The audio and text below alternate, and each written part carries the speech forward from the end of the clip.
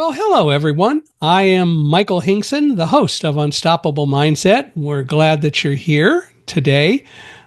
We really appreciate you taking the time to listen to us or watch us.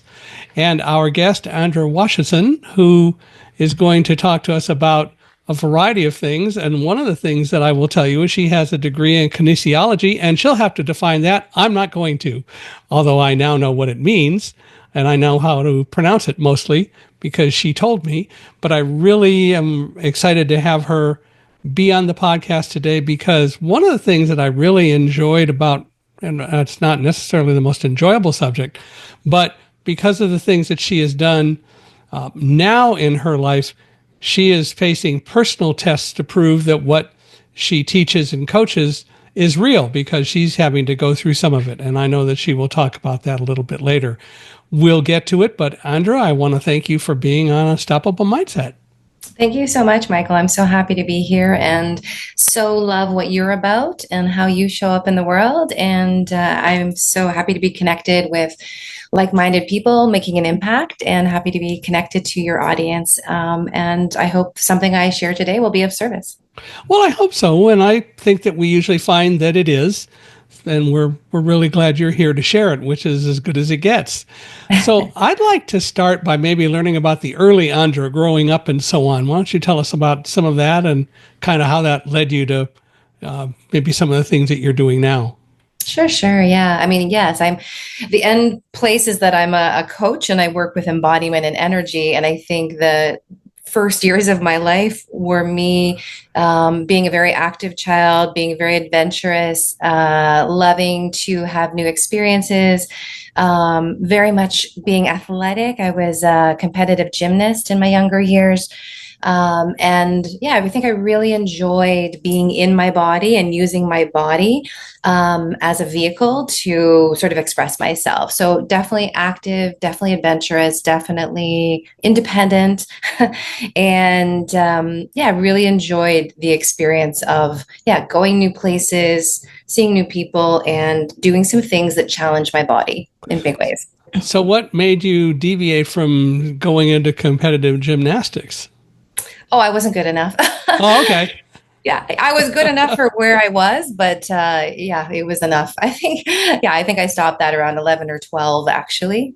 It's quite a vigorous sport. And yeah, I was quite aware of my capacity and my desire actually to, it takes a lot to get to the caliber of like Olympic athlete or something, right? So that I wasn't good enough and I didn't desire to go down that path. Well, and that's, of course, a significant part of it is there's a lot that you have to desire to do to really go down that path in whatever sport or whatever you want to compete in and be about. So I understand. Yeah.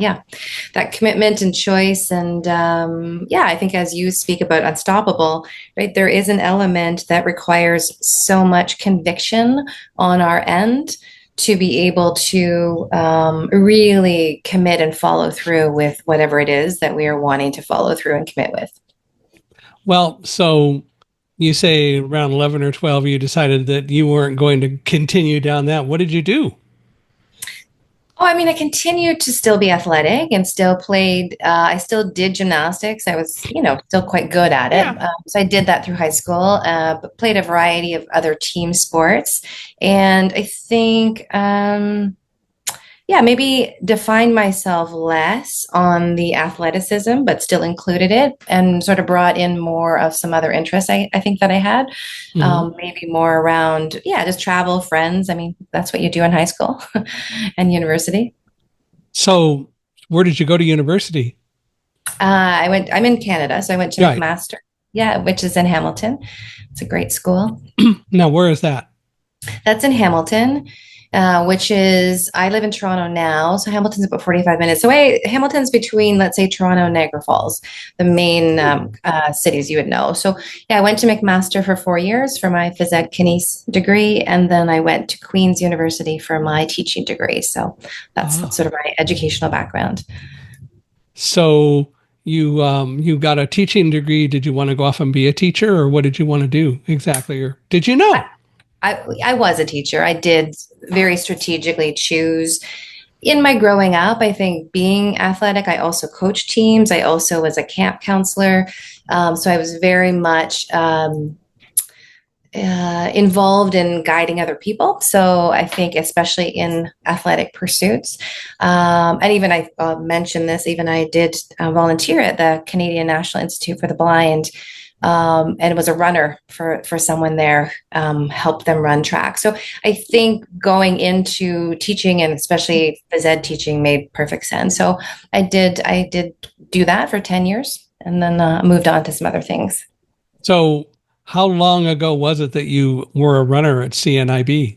That was a long time ago. That was like 30 years ago. Ah, Yeah, yes. That was like sort of in my, I don't know, maybe early 20s, something like that. okay. Yeah. Tell us a little bit more about how that. I'm just curious how that process worked. So you worked at you volunteered at the Canadian National Institute for the Blind, and so people wanted to run. And how did you make that work? So I was a guide runner. So I think I did a I work with different people there, various people. And I think one of the young men really wanted to run track and they had a big event I believe it was Variety Village, I believe. And so he wanted to do, I think it was 400 meters. Again, excuse me, Hmm. it's been a long time. So it was a run. And so, yeah, to be able, I was a guide runner. So I ran, held his hands, but he obviously did the work and ran, but I was there as a runner to support that. But you had to be able to run fast enough to keep up with whatever speed he was For able to sure. produce. Yeah. For sure. Absolutely. Yeah. Yeah. Yeah, I know people in the United States who are blind runners and do work with people to guide. Mm. And of course that's the whole point. But obviously the guides have to be in good enough physical shape also to make sure that they're able to let the person run at their own pace and hopefully set world records. I don't know Sure, who sure. has, but Yeah. nevertheless.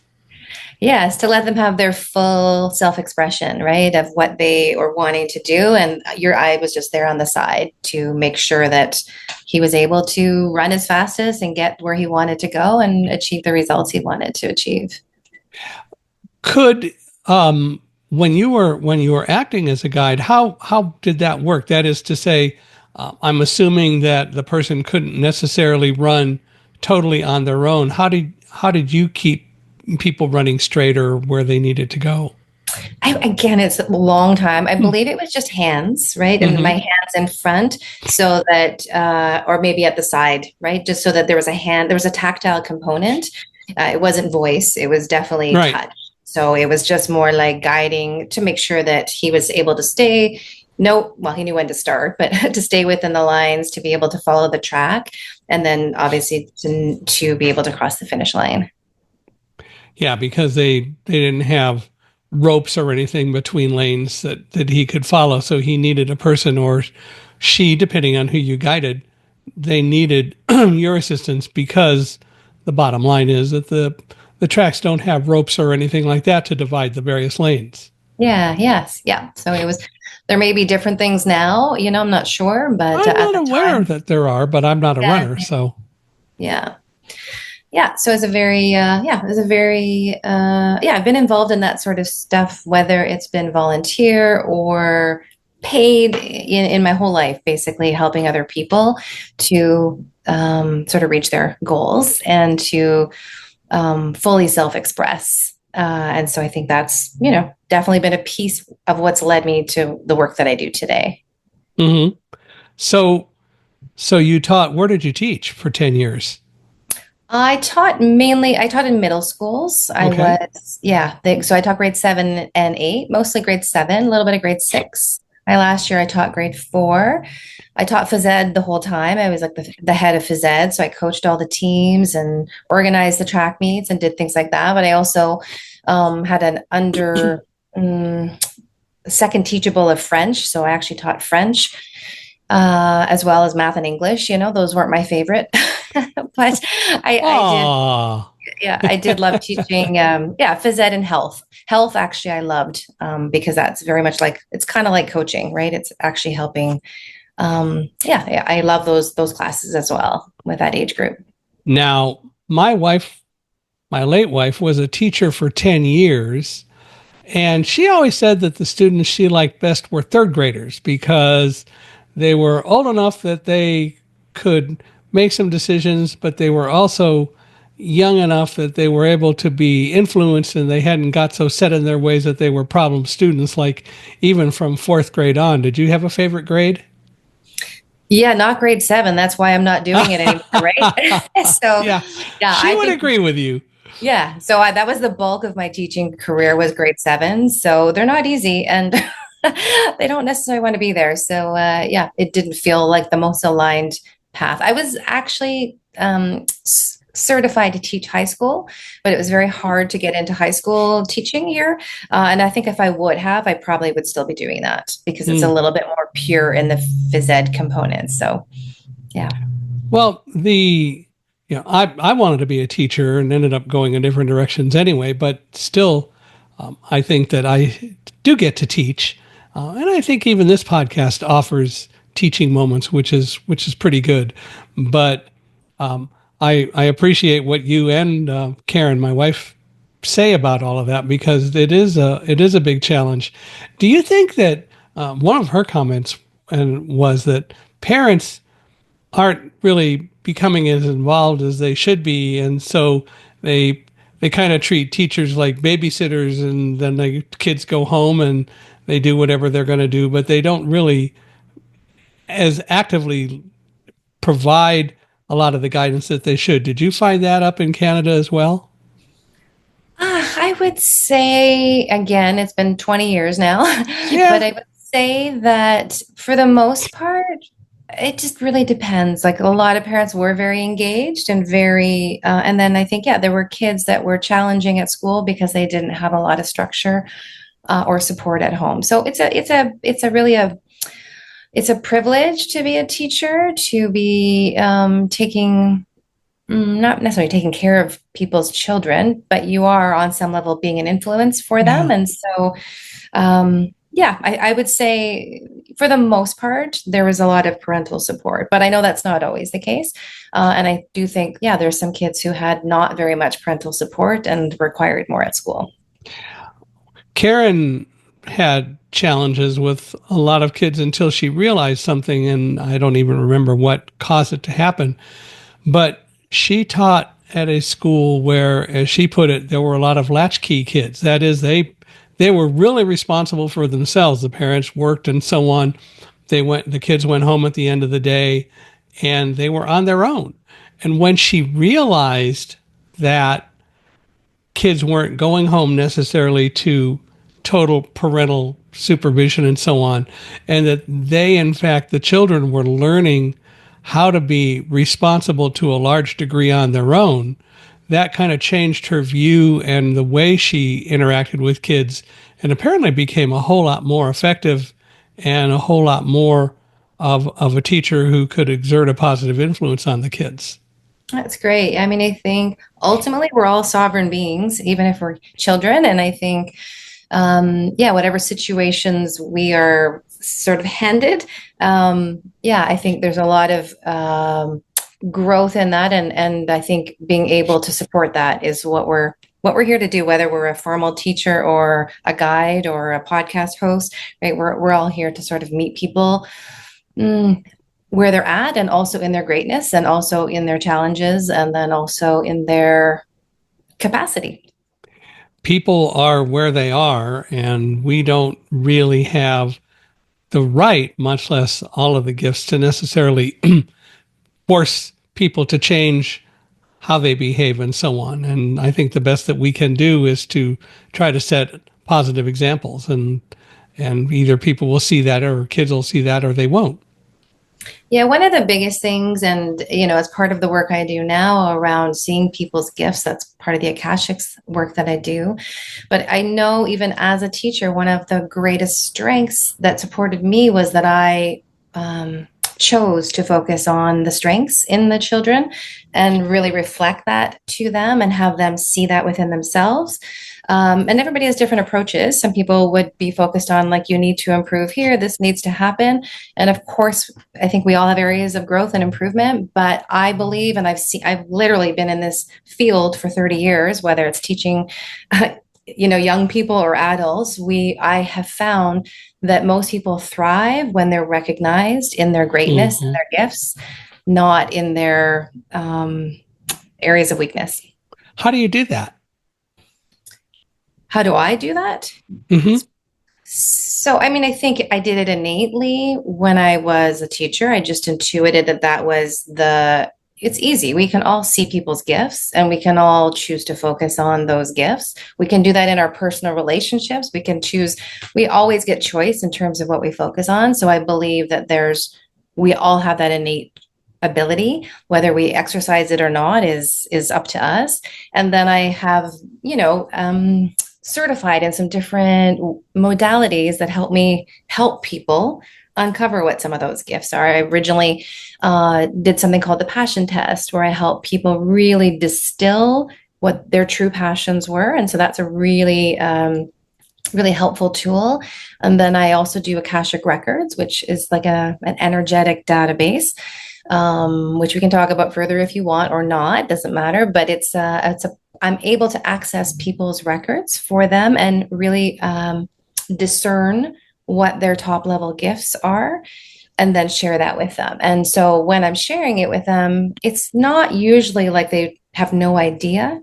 Most people know what their innate gifts are, but when it's reflected in a certain way from a soul level perspective, it's a very validating experience, and it helps to reignite those gifts in people so that they are then very self-aware of what those gifts are and how they can use them to both impact themselves and their career and their family, right? There's lots of ways to apply our gifts if we really tune in to what they are. Whether it's children or adults, there's always a lot to be said for the whole concept of validation. If you are really validating someone, especially when you're dealing with their gifts, and you're validating them, you're praising them, you're encouraging them for what they are and what they do, that has to count for a lot, I would think. I think so. I think you're speaking to a deeper level than the ego or the mind. You're actually speaking to the depth of who someone is, and they feel that. And there's a I'm going to say, like, an embodied response to that. There's a deep knowing. Well, so you taught for 10 years, and then what made you decide to deviate from just being a professional teacher in the classroom, as it were, or going around the field running? Yes, true. I felt like I actually had a bit of a rough, I don't need to get into that, but I had a tough year, about year 7 or 8. And it just kind of flipped the dial for me in terms of, I'm not sure this is what I want to do with the rest of my life. So I did stick it out for a couple more years. It's a lot of education and a lot of experience that I was working with. And so I did try some different things, taught different grades. But ultimately I realized that it was a little soul sucking for me in some ways. And I knew that there was more or a better way for me to actually use the gifts that I have. And so I chose to leave, which is not that common. I know it's a little different in the US in terms of teaching and salaries and things like that. In Canada, I would say it's a very good profession to be in. It's a good salary. It wasn't easy to leave it, but my higher knowing knew that it was the right thing for me to do. So what did you then go do? So then I became a Pilates instructor. So that is movement education. And so I got to use my phys ed background and my kinesiology background to work with bodies. And I also trained the new teachers because, I had an expertise in teaching. And so I was a trainer of teachers. I was involved in certifying new teachers. So Yeah, I did that. And then I worked one-on-one with clients, which was a really nice change for me coming from a classroom of 30 people to Hmm. being able to work with people in a one-on-one capacity and just have that. So that felt very, yeah, it felt very aligned for me to be able to have a one-on-one connection and to be able to serve people really deeply. And yeah, I didn't have to mark tests and all that kind of stuff, right? There's something to be said for that. Yes, for You didn't, sure. and you didn't have to make out report cards at the end of the year. Yes, yes, yeah. There's a lot of work that goes in there, you know. People talk a lot about summers off, but there's a lot of stuff that happens that is quite labor intensive in teaching. My niece is a kindergarten teacher. Actually, this year she's teaching pre-kindergarten, but she would definitely agree with you and talks about all the things that they have to do during the summer and all the preparation and more important nowadays, at least down here, the amount of money that she has to spend out of her own salary just to buy supplies that the school district, for whatever reason, doesn't have funding to provide. And the teachers spend a fair amount of money keeping their students engaged with the things that they have to buy that they know that the students need, but that the district doesn't provide. Yeah, I mean, I think that just I can't speak obviously to your country and how you do things or what's involved, but I think it speaks to the desire that I'm going to say all people have to support others, but I think teachers specifically, not even specifically, but teachers do have a big passion Mm-hmm. for helping people. And so I think that just speaks to the level that they're willing to go to in order to really support the next generation. So I think there's such a gift in, and I hope that more and more people will appreciate teachers because I think it's they are very vital. I think in shaping lots of things. So Well, I think to at least a degree, most people like to teach. That is to say, they, if somebody asks them a question, will take the time oftentimes to answer. They'll explain why they do what they do, or they'll explain whatever the question is about. I know when I was in professional sales and managing a sales force, one of the things that I told every person that I hired was, for the next year, at least you're a student. Don't hesitate to ask questions because the people who are your customers and your clients, if you're asking good, intelligent questions of them, they will want to answer you and engage you. And that can only help you in what you do further down the line with them as well. yeah, I believe that we're all here to light the path for those behind us in whatever way we choose to do that. Yeah. And it is it is an art to do it well. And not everybody is a great teacher, but I think a lot of people do like to impart knowledge, at least to some degree, which is great. Sure, yes. So you were a Pilates instructor for a while, and then what did you do? Well, then yeah, again, my soul always wants to expand. And I think that I felt like it was good, but it wasn't the full use of my gifts. And so that's when I sort of went down the coaching path. I realized I liked the one on one connection. I realized I'm very intuitive in general, but very intuitive with the body. So when I was working with my Pilates clients, I was able to almost tune into sort of I'm going to say even emotional blocks, or I could tune into why their bodies weren't functioning the way they wanted to function. And so it just naturally evolved into desiring to bring a coaching element into the work that I did. And so for a number of years, I did both. And then after about 15 years of being at the teaching Pilates, I decided to just transition full time to coaching. And so Mm. that's what I've been doing for the last, I don't know, 5 or 6 years full time. Well, so tell us more about that, what you do, and I know you've talked and referred to a few times the Akashic Records and so on. So don't hesitate to talk about some of that as well. Yeah, I think really what I do is help people connect to their innate power and their innate presence so that and their deepest gifts. So those are probably the deepest things. Purpose, power, presence is sort of how I label it. Within that, it's their soul gifts, what they're here to do, what their purpose is, what they want to really contribute on the planet. So that's really who I'm helping. So often it's entrepreneurs, sometimes it's leaders, sometimes it's high profile people in their industry. And so really I'm helping them connect to the depth of who they are, really, so that they can express that in the work that they do. So for some people, yeah, it's about creating a bigger presence, a bigger platform, creating more impact, getting in front of more audiences, being able to command higher fees. All of this comes from a deep connection to your own knowing of who you are and how you're designed to serve. And so it's the crux of what I do. Is you can hopefully see the thread throughout my whole life is really around helping people connect to who they really are at their core, what their innate gifts are, how they want to share those gifts, and how they can use those gifts to not only create a better, more aligned, more whatever, what do I want to say, prosperous life experience for themselves through.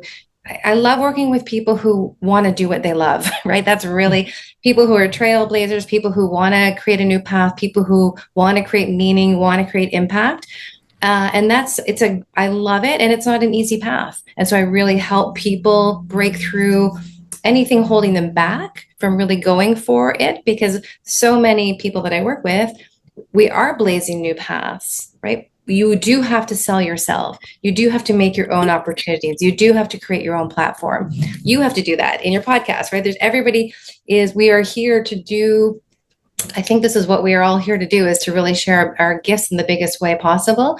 And sometimes people need help to be able to show that fully and to be able to shine as brightly as they're designed to shine, so that they can, receive, bigger opportunities, bigger platforms, more ability to continue on the path that they're on. Do you find that there are a number of people who don't really know where they want to go or what they want to do? They're kind of being a little bit more aimless than they really need to be? It's interesting. I'm sure there are. When I first started, I was more of a life purpose coach. So I did sort of interact with people who were kind of lost and maybe a bit directionless. And so I think absolutely I don't even like that word. That sounds very judgmental, right? So just unsure of what they want to do. And so I think absolutely there are lots of people. And what I believe and what I see now is that people who come to me wouldn't say that they're lost, but something's not quite working, or they are ready for a next iteration. I believe we're always expanding and evolving, and so is our purpose and our direction, right? And sometimes we're going down a path and it works out really well and we expand it, and sometimes we're going down a path and it doesn't work out so well, or we get a roadblock, as you know, I have one right now that kind of comes into our experience and it causes us to course correct. So I feel like there's a lot of course correction, next iteration.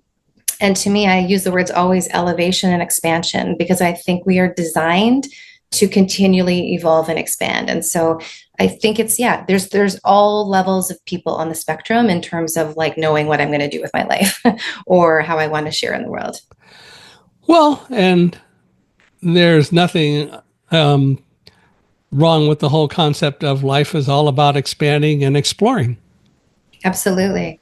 Yeah, absolutely. So there's nothing wrong with that. And also developing an ongoing strong desire to learn. The people that I find the most challenging to deal with are the ones who decide they know it all and they don't have anything to learn, because they probably have the most to learn. Of course. Of course. Yeah, there's such a gift in the openness to, I'm using the word evolve, but learn, expand, grow, all of it's the same, right? It's like it's for me, it's one of my biggest values. And I think there are a lot of people who prioritize growth, and then there are other people who don't. So it's choice. Yeah. Oh, I hear you. I understand what you're saying. Tell me more about the whole concept of the Akashic Records. Oh, sure. Yeah, of course. Yeah. So I told you we'd bring it up. Yeah, yeah, yeah. So the Akashic Records are an energetic database of our soul level information. And so it's like we all have Akashics, and it's our soul level information. We can all access, and you may even access this information yourself in a meditation, or you receive some guidance on something, right? You may be actually in your Akashic Records. And so our Akashics sort of have our lifetimes of like lessons, of opportunities for growth.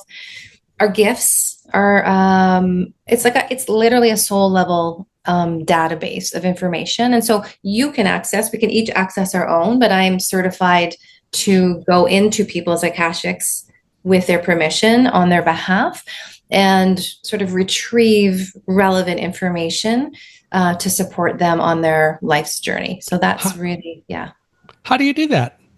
Well, it's a step by I mean, it's a certification. So I'm really tuning in. So there's a whole series of, I'm going to say, questions that I ask. And first I get someone's birth date, full current name, full name at birth, date of birth, place of birth. So that's really key so that I am accessing the right soul.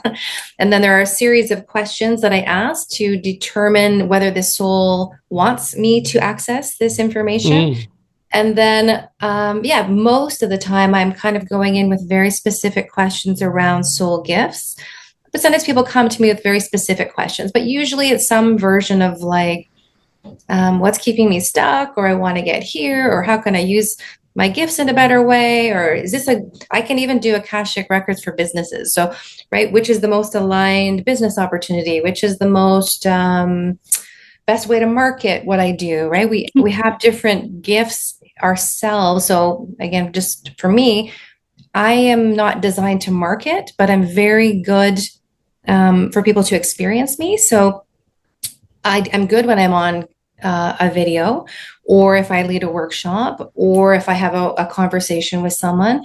So when people have an experience, or if they read a client testimonial, so that's for me the way my soul is designed to market. Your soul might not be designed that way at all, right? And so it's really good to have we can get all of this information that actually helps us be more aligned, more successful, more prosperous, right? We can actually be like, we have a blueprint. We actually have a soul blueprint that will help us do the best that we possibly can in this lifetime. Hmm. How did you learn to do that? I mean, it was a certification process. So it was called Soul Realignment. That's where I learned. And it was a numerous courses, numerous practice clients, like all of my coaching certification, right? There's a lot of people call them, and it's all fine, everybody can do, a lot of people will call themselves a coach, and people can be good coaches, but there's actually coach training that people go through, and there's hundreds and hundreds of practice client hours where you actually are learning sort of in the field, just as I did as a teacher. So yeah, it's just another one of the, I'm going to say, pieces that I bring to my coaching. So I just sort of integrate this all into my sessions with clients. Got it. So there are places where you actually take these courses, or how does that work? I have done all of my training online. I have Okay. done all of it online from all over the world, actually. Yeah, that's the beauty of the internet, right? Yes. I've done all of I've done some stuff in person, for sure. I've done some stuff in person, but I've done a lot of, even all of my coaching now. I do a few in-person retreats, but most of it is virtual. Most of it is Zoom coaching. And I didn't know if I would like it, but I do. You can actually form quite a nice connection with people via the internet, right? Do you think you're able to establish as good a connection doing it through the internet as you would and as you do if you're actually conducting an in-person event? You know, yes, I'd say in some ways more so, and then in some ways less so. So I think there are in person, there's something really beautiful in being in someone else's energy, me being in theirs and their being in mine. I'm very also my hands are very I'm very hands-on. So that can be very helpful to have that presence. But I also find online there can be a spaciousness that actually allows people almost to open up more Hmm. because they actually have their own space. So I have, yeah, I've been doing both for years and I enjoy both. I'm going to say that. And I don't, not just about me enjoying it, the benefits for my clients are both in person and virtual are, I would say, equal. When the pandemic began and we started doing so many things virtually, for me personally, I never feared it because even in an in-person environment, I'm not. I don't. How do I say this in a positive way? I look at the person, I see the person, but the way I see the person is not physically necessarily with the eyes in any different way virtually than I would if I'm doing this in person. And I find that I'm able to interact with people well through Zoom. I think Zoom is the most accessible of the various conferencing technologies that's out there. But I think that if you work at it, you can establish a good relationship through Zoom, and you can do the kinds of work that you need to do. Unfortunately, too many people talk about it in such a way that they fear it or they just become tired of doing things in a way that's different than what they're used to, which is totally in person. And that's detracting them from maybe having as positive an experience as they could. Yeah, I agree. That's well said. And I think it's always about presence. And so when we're connecting on the internet, it's not, it's a machine or it's whatever it is, right? But it's you showing up fully, making eye Mm-hmm. contact with people, not being distracted, being fully present, which is what actually allows people to feel seen and feel heard. And I think that it also allows you to be accessing people and opportunities all over the world, right? And so I will even say when I first started doing this, there was a lot of people, especially when I started doing working more with entrepreneurs, they're like, I'm busy. I don't really have time to like drive across the city and come to your office and meet with you. Can we do this? And so it actually is very time efficient, right? You don't have to travel. You are able to fit lots of things into your day, right? So I think there's real benefits to it, and I think again, it's ultimately how present people are, whether Mm-hmm. it's a computer or in person. It's all about, in part, accepting a different way of doing things perhaps than you're used to, and accepting that it may not be any less equal to do it in a different way than the way you would normally do something. That is to say, is it really worse? Is it really different to do it virtually, or can it really be just as much an equivalent kind of thing? And I think that that is mostly a matter of what we choose to accept. Now, for me, there are challenges with things like doing virtual presentations with Zoom if people don't communicate in a way that I can fully understand, or if they're sharing screens and don't describe what's on the screen. But the reality is that's just as true if I'm sitting in an in-person environment and people are displaying slides and doing other things where they don't describe it. So it comes down to the same thing. You can accomplish if you do it right.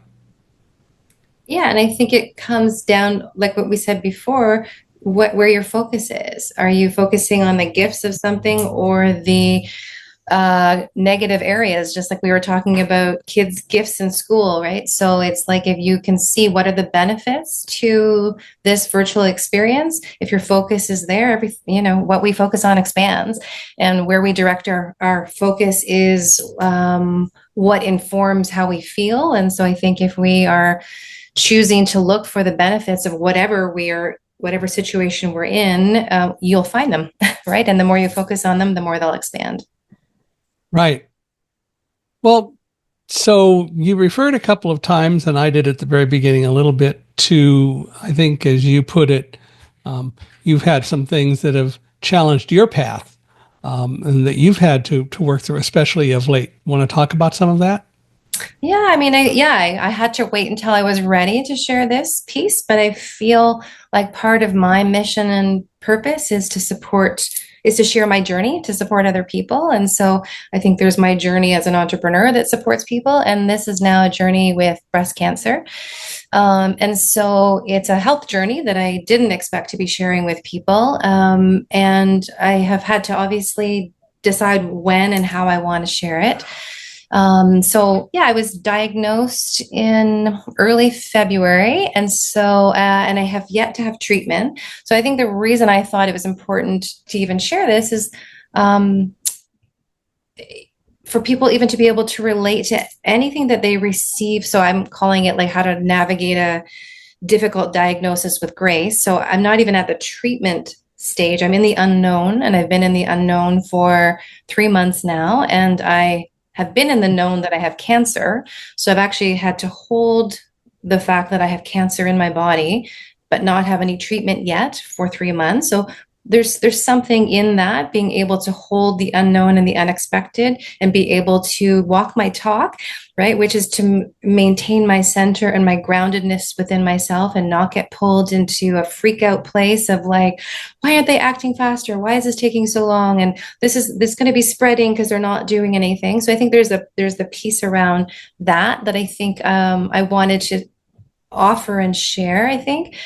And I think, yeah, what I really realized for myself is I was like, oh, I'm going to be the person who really navigates this with grace, and I'm going to be inspirational in this. And then I really realized, and then there were days where I was like, oh, I'm the opposite of inspirational right now. I am like grumpy, I'm crying, I'm mad. And I'm like, and then I kind of realized that actually that is inspirational, and that is handling a difficult diagnosis. And so one of the things I do teach people is really to feel what is there and to actually tune into your body. And so I think this journey has actually, and it's just beginning, right? I'm meeting with a surgeon tomorrow for hopefully next steps, but I've had 4 biopsies. So I've had a lot of things. I've had a lot of invasive procedures to determine what next steps are. And so it's just finding this balance, I think, between continuing. So today it's like I have a client this morning, I had another call, and then now I'm on a podcast, and then tomorrow I'm seeing the surgeon, right? So it's being able to, and then my husband's actually going for surgery the next day. So it's being able to navigate all of these things at once. And yeah, on some level, I want to just say, like, I'm really just allowing myself to be where I am. And some days I am great and doing a podcast and coaching clients because that fills me up. And then there are other days where I'm so angry and I'm so sad and there's some fear. And so so I feel like those 2 pieces, it's like allowing the hard pieces to be there. And then also having a knowing that there's a higher path and purpose for this. I don't know exactly. I already know I'm growing and expanding because of this. And I know there will be more. And then I think just the third piece I want to share is that my intuition has always been strong, but it's non-negotiable now. And so I'm just offering this for your listeners, right? Just tuning into how to tune into your own inner voice in terms of, what do I need right now? What treatment do I want to pursue? There's a lot of different pieces, and there are a lot of different voices that can be out there. But really the power of having this deep connection to yourself and trusting yourself or God or spirit or source, or however you want to see it, to help guide the process. When you say your intuition is non-negotiable, what do you mean by that? Listening to my intuition, sorry, that would have been a better way to say it. Listening to my intuition is non-negotiable. So I will intuit if I'm able to work today. I will intuit. I've been intuiting that my body just wants citrus right now, and I'm just giving it that. And I have actually learned that that's actually really helpful for cancer cells. So this is me intuiting this long before I heard this information. So it's tuning in and hearing this information and then acting on it. And so, um, yeah, I think it's just we all have intuition, and I think in times like this, we have to get still and get quiet and make sure that we're listening to the inner guidance that we are receiving. So you say you got diagnosed in February, so it's been 2 months, going on three. Why is it taking so long? Maybe it's not, but why is it taking so long to get treatment, or is this typical? I don't think there is typical. So that's one thing Okay. I would say. And I think this surgeon just wants to be very thorough. So for me personally, I mean, this is maybe too much information, but I have dense breasts. So it's very hard for him to see. Mm. So he doesn't want to just go in. There is cancer there, but he needed to do other biopsies and do other testing, other MRIs to see if there was more so that he doesn't have to operate cut once or whatever they say, right? He's like, he wants to go in and take care of everything that needs to be taken care of, right? And so he's doing his due diligence. And so that just takes some time, right? Takes time to get in for appointments. It takes time to get results for appointments. It's a process. Mm-hmm. I know I can relate to what you're saying. I had over the past few years, and it was growing worse, pain, especially in my left arm. And I finally talked to my doctor about it. I was going in to just have some standard blood draws and a couple of vaccinations in December. And I mentioned to the doctor this was going on. And I said, what do we do to try to figure this out? And he said, well, I'll put a couple other blood tests in just to see what might show up. And I find that my doctor is a pretty bright guy. And so he didn't really go into much detail other than we'll do blood tests and see. Well, it turns out that one of the blood tests that he ordered was for a heart enzyme called troponin that is produced by the heart when it's not behaving properly. And so on December 23rd, I learned that my troponin level was at 1192 when normally it should be between 0 and 20. And I was taken off to an emergency room. We were actually still at the clinic getting vaccinations when they had done the blood draws, and they just did them right away. They did the tests and got the results. Anyway, the problem was that when they did the tests and the blood tests, it took a day, even though they took me right to an emergency room and I sat there for a day, literally, before they did an angiogram and an echocardiogram to determine that there was a bad heart valve. And then nobody did anything with the information. And what they should have done was to have me sign forms to send them to my doctor, or given me copies of the CDs with the images to take to the doctor. And nobody talked about doing any of that, and nobody did any of that. And literally, it was like over a month before the doctor even got the information, and nobody seemed to be worried about it in the doctor's environment, which was at the clinic where I had all my other stuff done. Or at the bigger hospital related to it. And it was just very strange. And then when they finally did get the information, even then, there wasn't a lot of urgency. And for me, it wasn't a matter of being so much angry as puzzlement about why there wasn't more of an emergency. You got a bad heart valve, it could stop any time, right? Anyway, it took 3 months before they finally did do an operation and put in an artificial valve. So that was done in March of this year. So it was basically 3 months after the initial diagnosis, and now everything is fine. But it is. I know that for me, what I chose to do was not panic.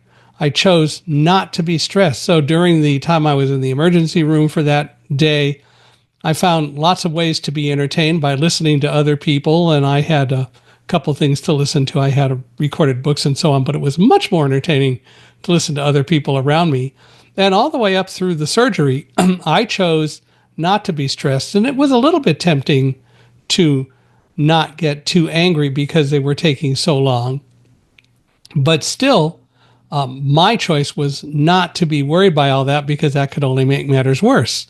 And when we did the surgery, I came right out of it and started joking with the doctors right away, and they didn't believe that I was coming out of the anesthetic so fast, but I did, and we had a lot of fun with it. But it is interesting. We do have the ability to make choices, and we can choose to move forward in a positive way or not. And I think if we don't choose to do that, and we allow ourselves to be controlled by our fears, that's really where too many times we have too many problems that we don't deal with nearly as well as we can. Yeah, I think choice is key, right? We have a choice what we think, we have a choice how we feel. And I do want to say I'm a big advocate of positive mindset, but I'm also a very big advocate of feeling your feelings. And so I think there's a difference between true feelings and feelings where we create a story around the feelings. And I think I just really want to voice that today in terms of people not pasting over feelings. I think there's a place for all of it. I think getting stuck in negativity or bad feelings or hard feelings is not where we want to be, but suppressing them if they're there is also not a good place to be. And I think, in fact, for me in this, I can be elevated very easily because it's what I do for a living. But I think me being much more vocal about the challenges of this or the anger has actually opened up a stronger conviction in me that is actually opening up more power in my expression. And so I just really wanted to presence that in this moment because I think it's really key to be, yes, obviously choosing our focus and seeing, we talked about that many times today, about seeing the brightness or seeing the gifts and seeing the positives. But I do think it's really important for people to feel what they need to feel. So just wanted to presence that. It's what I do all the time with people, and it's what I'm doing with myself. Yeah, and that's why you're walking the talk and you're succeeding. How is faith imperative when navigating challenges, like life challenges, like what you're facing now? Well, I think I remember one talk you said when you were in the World Trade Center, and you just said, like, if God said to you, go here or stay calm. I mean, I don't want to misquote you, but I really could feel the truth of that. And so I think there is a higher power, a higher voice, whatever you want to call it, whether it is God, source, spirit, universe, higher self. Everybody has different language for it. And I think if we can tune in and believe that things are happening for us versus to us, or that there is guidance that's available for us, I think it's what I think we need it. I feel like sometimes it's the only thing that will get us through the hard times, right? Is really believing in something bigger than us, in our own capacity to handle things, and I'm going to say, and cultivating that, especially in times of challenge, because I think when we're in times of challenge, it's easier to lose faith. And I actually think we need to double down on faith when in our most challenging moments. What is faith? Well, that's everybody that I can't speak to that, right? That's I'm speaking to it in my perspective. I think faith is belief in something bigger than you. I think it's faith is something unseen, right? Something that has not yet manifested. It's believing in something that's not yet in front of you, right? So I can and choose where to place my faith, right? And you get to choose where to place it. So I think. Right. But you're continuing, even with the breast cancer and so on, you're continuing to coach, right? I am, until otherwise. everybody in my world has to be flexible because obviously it's unknown for me in terms of what, and I will never show up for a session when I'm not at my fullest capacity. Mm-hmm. So it just depends on, what that looks like. If I'm recovering from surgery, I'm going to take some time for myself. If I'm in chemotherapy, I'm probably not going to feel very good for certain days. So I'm not going to coach on those days. So it's about, again, me intuiting what I need for me and what serves me. And then making sure that anybody who comes into my world has a very good understanding of that. How can people who are experiencing this podcast with us today apply all of these lessons in their own lives and so on going forward?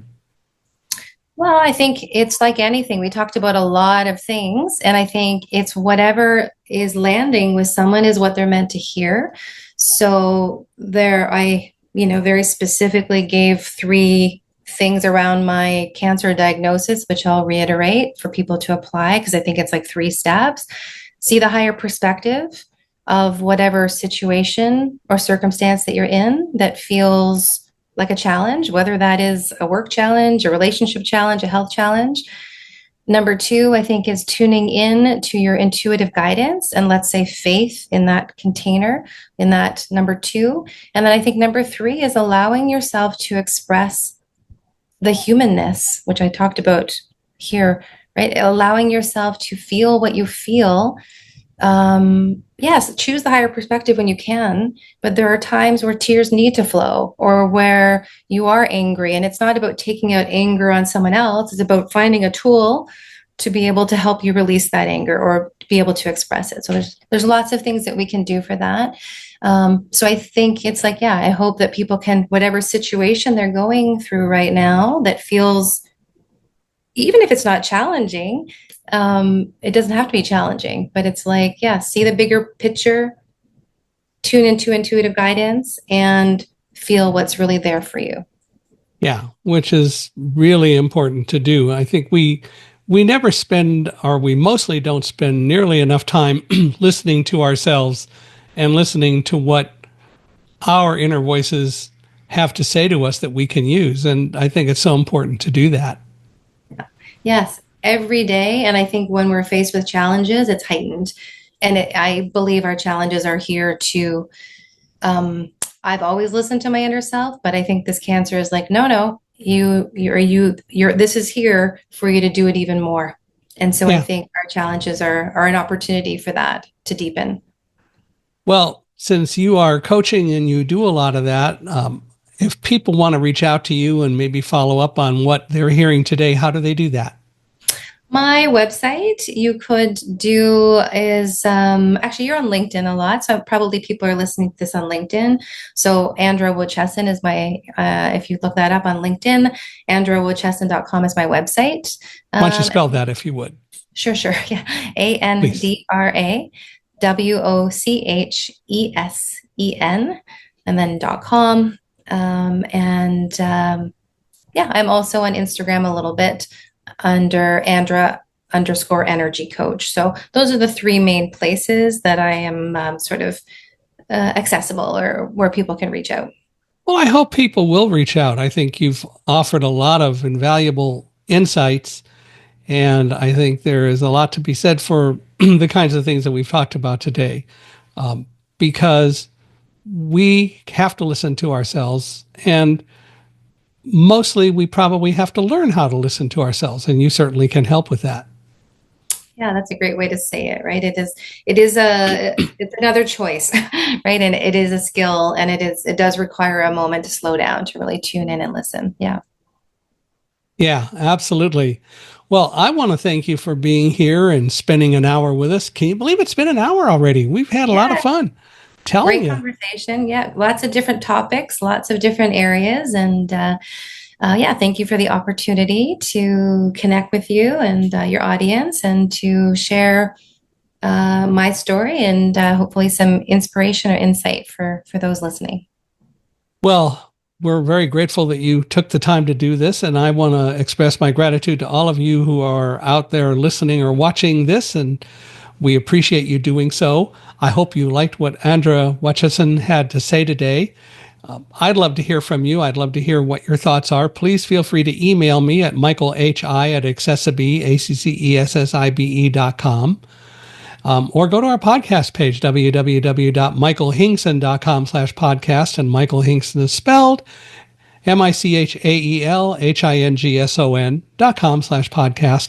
Wherever you are experiencing the podcast, please give us a 5-star rating. We value your ratings, and hopefully you like us well enough to give us a 5-star rating. So please do that.